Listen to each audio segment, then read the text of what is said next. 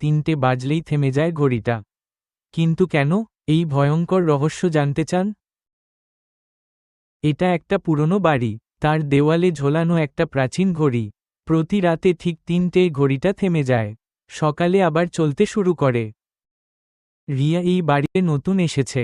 প্রথম রাতেই রাত 2:59 সে দেখল ঘড়ির কাঁটাগুলো ধীর হয়ে আসছে। ঠিক 3টে বাজার সাথে সাথে ঘড়ির নিচ থেকে একটা ফিসফিস শব্দ এল, আমাকে বেরোতে দাও। ভয় জমে গিয়ে আলো জ্বালাল রিয়া।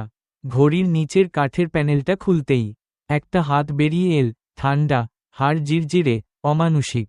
রিয়া চিৎকার করে উঠল, কাঁচ ভেঙে গেল। সকালে ঘরটা খালি ছিল, ঘড়িটা আবার টিক টিক করছিল। রাত 3টের আগে ঘুমিয়ে পড়ুন, নয়তো আপনিও হতে পারেন ঘড়ির কাঁটার নিচের শিকার। এমন আরও গা ছমছমে গল্পের জন্য এখনই ভয়লোক সাবস্ক্রাইব করুন।